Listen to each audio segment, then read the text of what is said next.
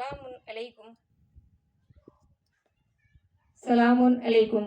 हम डॉक्टर शबाना खान वासिया आपके सामने इस्लामी वारिस लेके हाजिर हुए हैं। सरकार वारिस पाक आलम पनाह मदज़िल्लहु के बारे में जानेंगे कि उनके बचपने का आलम क्या था। अय्याम तफूलत के बाज़ हालात के बारे में जानने की कोशिश करेंगे। ज़माने तफूलियत में भी हुज़ूर अनवर सल्लल्लाहु अलैहि वसल्लम बाज़गुज़ार नहायत मुहतमिम और बेशान गुज़ार हैं। तमाम छोटे बड़े हुज़ूर पुरनूर सल्लल्लाहु अलैहि वसल्लम के रूबरू मुअद्दिब अदब से खड़े रहते थे और मुख्तलिफ हालतें बचपन में भी आपकी देखी गई हैं। वो ये है कि 10-11 बरस की उम्र तक आपके दहने मुबारक से वाले शेर ख्वार की तरह लुआब बकसरत जारी रहता था। अल्लाहु अकबर। हर वक्त गरीबा मुबारक तर रहता था। अल्लाहु अकबर, अल्लाहु अकबर। यानी फकीर का दिल हमेशा बच्चा होता है, इसीलिए उससे बच्चों जैसी हरकतें जाहिर होती रहती हैं। अल्लाहु अकबर। और इसमें भी अगर ज़ाहिरी ज़हन से देखा जाए तो लोग कहेंगे कि ऐसे लाड टपकते रहता था, लेकिन देखा जाए जब खुद बेखुदी के आलम में इंसान रहता है तब उस तरीके से अपना होश नहीं रहता है। अक्सर औकात आपकी चश्मान मुबारक सुर्ख और आबीदा हो जाया करती थी, जिनसे आंसू चश्म का गुमान होता था। आंखें एकदम लाल हो जाती थी, ऐसा लगता था कि आंख आ गई हो। और दूसरे औकात में आंसू चश्म का कोई असर नुमाया नहीं, और दूसरे ही पल फिर आंखें एकदम सफेद साफ हो जाया करती थी। आप अपने हम उम्र लड़कों की बनिस्बत जब अपने हम उम्र बच्चों में खड़े होते थे तो सबसे बड़े दिखाई देते थे। मर्दों और कबीरस्तान औरतों की सोहबत में ज्यादा पसंद करते थे, यानी अपने से ज्यादा, यानी उम्र दराज औरतों के साथ और आदमियों के साथ ज्यादा रहना पसंद करते थे। और पुराने वाकयात, बादशाह वक्त के हालात, इश्क आशिकी के कसीस व हिकायत से एक खास दिलचस्पी रखते थे, और अक्सर ऐसी हिकायतों से आप पर वजद की कैफियत तारी हो जाती थी। अल्लाह अकबर। वो इश्क के मुसाफिर थे, सरापा इश्क थे, इसीलिए इश्क की दास्तानें उन्हें बहुत ज्यादा पसंद थी। आप 2-2, 4-4 रोज तक मकान से गायब रहा करते थे, कहीं पता नहीं चलता था। फिर खुद ब खुद मकान पर तशरीफ ले आते थे। एक मरतबा आपकी दादी साहिबा ने आपको कोठरी में बंद कर दिया था, और उस बंद कोठरी में से आप गायब हो गए थे। अल्लाह अकबर, अल्लाह अकबर। जब तलाश की गई तो एक बाग में मिले, खेल था उनका ये लड़कपन का। अल्लाह अकबर।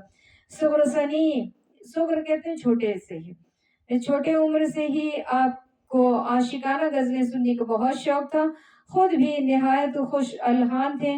अगर कभी कोई गजल पढ़े तो दफतन आप पर कैफियत सुरूर की हालत पैदा हो जाती थी, और पढ़ते पढ़ते बेहोश हो जाते थे। अल्लाह अकबर।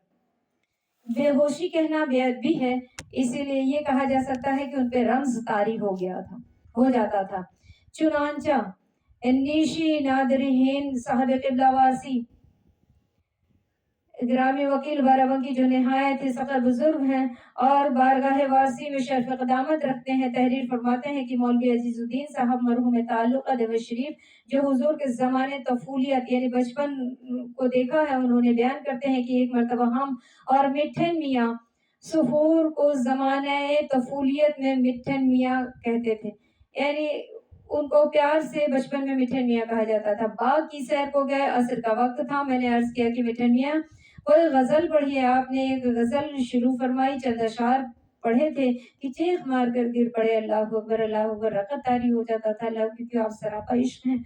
और नहाने मुबारक से कफ जारी हो गया। जब मैंने ये हालत देखा तो खौफ से घर भाग गया, और शाम को जब मुझे मालूम हुआ कि हजरत बखैरियत अपने मकान पर तशरीफ ले आए हैं तो मेरी जान में जान आई। और इस वाक़े को बयान करके मौलवी अजीजुद्दीन साहब ने फरमाया कि हजरत को इश्क इलाही ज़माने तफूलियत से ही उसी वक्त में हम लोग मुतक़िद हो गए थे। ज़माने तफूलियत ही में आपकी फ़हम फरासत का ये आलम था कि एक हज्जन आपके मकान में ज़ियारत संदूकचा लेकर आई, और जिसमें मदीना मुनव्वरा और मक्का मुअज़्ज़मा वगैरह हमाम मुक़द्दस मकामात के नक्शे थे। आपने दरियाफ़्त फरमाया कि इसमें क्या है।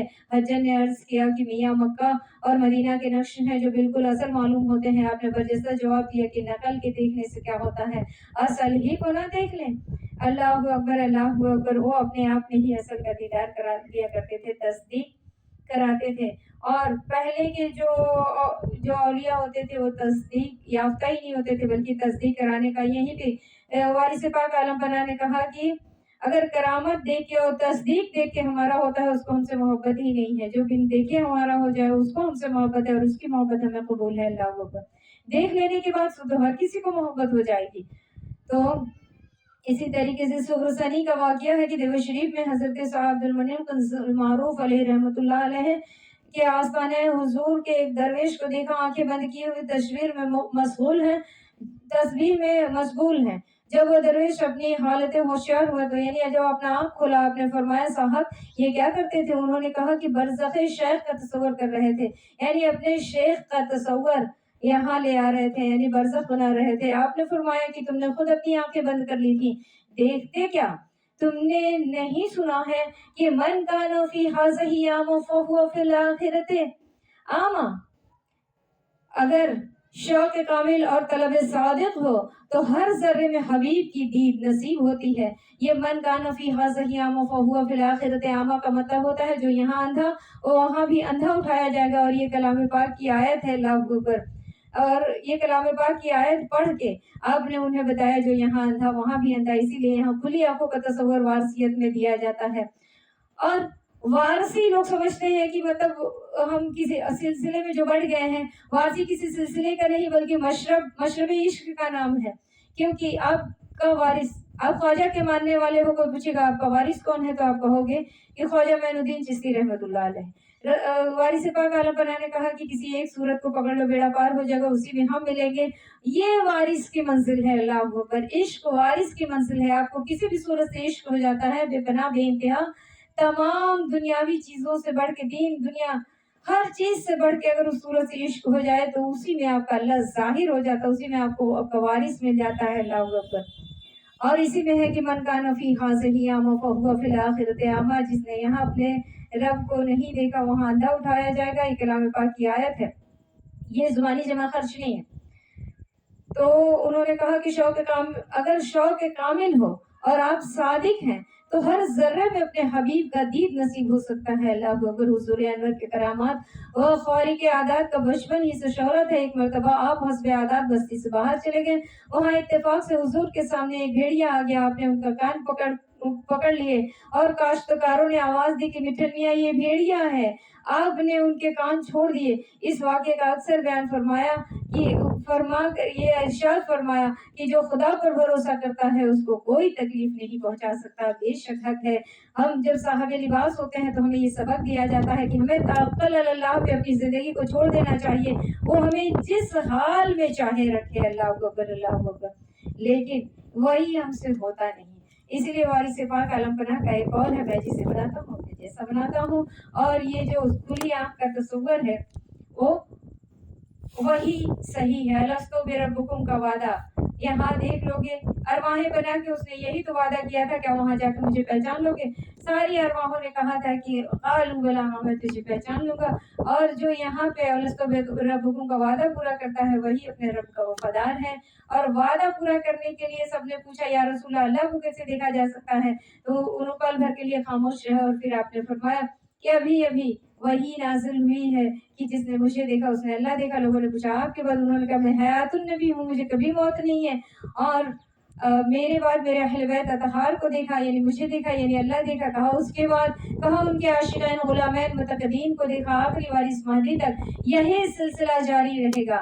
یعنی آپ نے اپنے دور کے کسی بھی ایک ولی کامل کو دیکھ لیا اور اس صورت کو پکڑ لیا، اس سے محبت کرنے لگے اور اس پہ مر مٹے، اللہ اکبر، تو اسی صورت میں آپ کو آپ کا وارث ظاہر ہو جائے گا۔ اسی لیے ہم رہبر کو پکڑتے ہیں، رہبر کی صورت میں ہمیں وارث مل جاتا ہے۔ اور کچھ ایسی ذاتیں ہوتی ہیں جس کی پرورش خود پنجتن پاک کرتا ہے، یا پھر کسی کا رہبر تھوڑا ناکارہ ہوتا ہے تو اس کے بعد سے اس کے لیے وارث پاک عالم پناہ نے کہا کہ کوئی بات نہیں ہے، قیامت تک اپنے بچوں کی رہبری میں خود کرتا رہوں گا۔ اس لیے ہمیں خوف اور گھبراہٹ کرنے کی ضرورت نہیں ہے۔ وارث پاک عالم پناہ متصل رہو کے زیر سایہ زندگی گزارتے رہیں، ان کے در و دیوار سے فیض حاصل کرتے رہیں، اور ان کے پیکڑیوں کی سیڑھیوں کی خاک سے شفا ملتا ہے۔ صلو علی الحبیب صلی اللہ علیہ وسلم۔